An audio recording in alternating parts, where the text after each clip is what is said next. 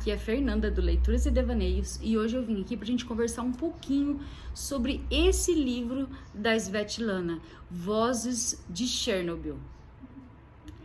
Olha, eu escolhi esse livro porque eu me lembro perfeitamente quando essa tragédia aconteceu. Foi na minha adolescência, final dos anos 80. E só que muito se dizia naquela época, nós não tínhamos tanto acesso à informação como temos hoje, né? Que tem internet, tem vídeos do YouTube.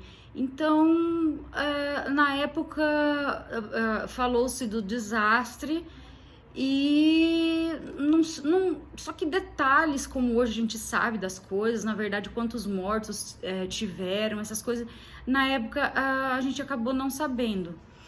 E esses dias mexendo na HBO, eu achei lá uma série que fala sobre a tragédia, aí eu resolvi estudar, fazer uma pesquisa sobre isso e ler o livro da Svetlana, que fazia tempo que eu queria conhecer os livros dela. E Chernobyl é na antiga União Soviética que aconteceu isso, né? Numa cidadezinha perto de Kiev, onde havia uma usina nuclear para geração de energia. E eles resolveram fazer um teste na usina, uma manobra lá, um teste para fazer uma manobra no outro dia. Só que tudo foi combinado com os funcionários que trabalhavam no período da manhã. Eles foram treinados, tudo para isso. Só que o diretor da usina chega à noite, na troca de turno, à meia-noite, e fala para os funcionários assim, ó, não, nós vamos fazer agora o teste. E eles não estavam preparados, eles até ficam inseguros, né, porque eles não estavam preparados, eles não conheciam esse tipo de manobra, mas ele falou assim, ó, não, nós vamos fazer agora, eu decidi, quem manda sou eu. E eles resolvem fazer. O que acontece? Eles começam a manobra e um dos geradores, ele pega fogo. E quando ele pega fogo, há uma explosão e todo aquele fogo pega a usina toda. Aí o que eles fazem? Recrutam todos os bombeiros que existem nessa cidadezinha. Essa cidadezinha foi projetada para abrigar os funcionários da usina. Então tem a usina, lá tem escola para os filhos dos funcionários, as casas para eles morarem. Então todos moravam ali.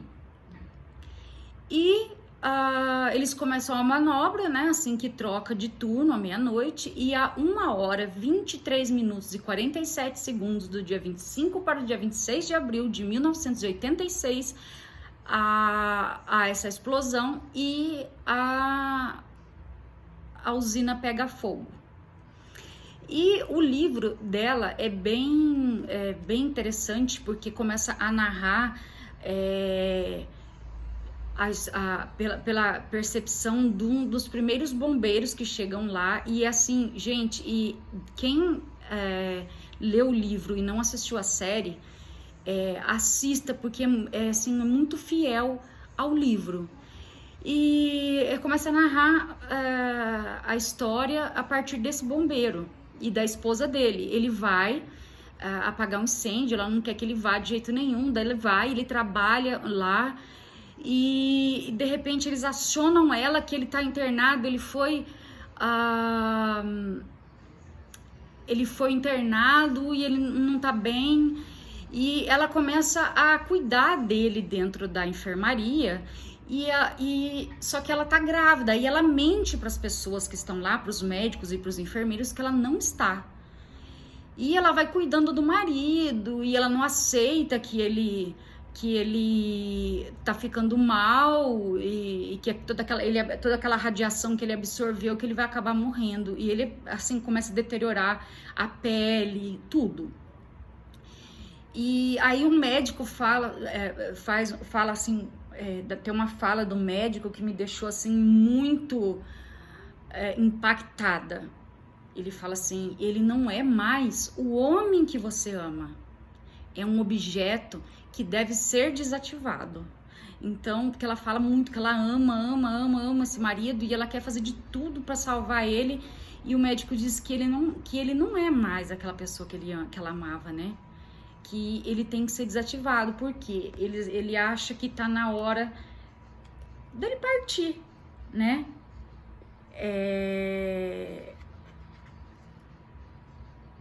Aí, conforme vai passando os acontecimentos, ela vai mudando de narrador a história. Passa a ser narrada por pessoas do exército, por moradores, né, desse vilarejo.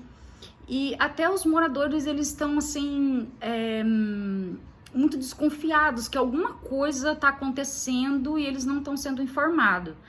Até que fala assim, olha, de manhãzinha, né, já a hora que amanhece o dia, fala assim, às 8 horas da manhã já circulavam militares com máscaras antigás. Quando vimos soldados e veículos militares nas ruas da cidade, não nos surpreendemos, ao contrário, nos tranquilizamos, uma vez que o exército vinha ajudar, tudo voltaria ao normal. Não tínhamos a menor ideia de que o átomo de uso pacífico também matava. Isso é o tamanha, era a desinformação da época, porque as coisas iam acontecendo, o governo foi escondendo a realidade do que estava acontecendo ali, e as pessoas ainda tinham a esperança que tudo voltaria ao normal. Aí eles começam a desconfiar das coisas, e um começa a dar conselho para outro. Aí um morador fala assim, pois eu te aconselho, pegue as crianças e tire-as daqui, esconda-as, o que aconteceu é pior que uma guerra, nem dá para imaginar o que é. Então as pessoas começam a imaginar, começam a perceber, né, que o acidente, ele foi, na verdade, pior do que tem se falado até então. E até dizem, né, que Chernobyl, ele acelerou a decomposição da União Soviética e fez aquele império voar pelos ares. É ali que passa começa, né, na verdade, a destruição da União Soviética para depois se formar a Rússia. Até onde está tendo a guerra agora, né, entre a Rússia e a Ucrânia, curiosamente, muito próximo desse mesmo lugar. E o que acontece? As pessoas falam, né, relatando assim, né, os acontecimentos, porque eles não sabem lidar com, na verdade, nem os médicos sabem lidar com o que está acontecendo com as pessoas. Então, mandam tomar leite, mandam tomar gotas de iodo, e eles estão no meio, estão todos perdidos nesse meio. E até um fala assim que não se encontravam palavras para novos sentimentos, né? Que é o que eles estavam tendo naquela hora. E não se encontravam sentimentos para novas palavras, porque eles não conseguiam acreditar em tudo aquilo que estava acontecendo. E aí, o que acontece? No finalzinho, assim, já... muitos jornalistas, muitos escritores começaram a ir para lá para investigar o que está acontecendo, para ir entrevistar os moradores. E um morador, ele até diz assim, eu separei um trechinho aqui que eu achei muito impactante, sabe? Às vezes penso que seria melhor que vocês não escrevessem sobre nós, que não nos observassem de fora, que não fizessem diagnóstico, radiofobia, ou seja lá o que for, que não nos destacassem dos demais, assim teriam menos medo de nós. Na casa de um doente de câncer não se fala da sua terrível doença, tampouco na cela de um condenado à prisão perpétua se contam os anos que lhe restam a cumprir. Então, o livro, ele é bem impactante, ele narra exatamente os fatos que aconteceram com as pessoas que passaram por aquilo. Então, se você tem uma curiosidade de conhecer a escrita da Svetlana, comece por esse livro. Se você tem curiosidade de saber o que aconteceu em Chernobyl, né, no final dos anos 80, essa aqui é a oportunidade de você saber a real situação que acontece naquele acidente nuclear. Ela foi jornalista, né, na época, e é um livro, assim, muito recomendado, assim como outros dela que abordam outros assuntos.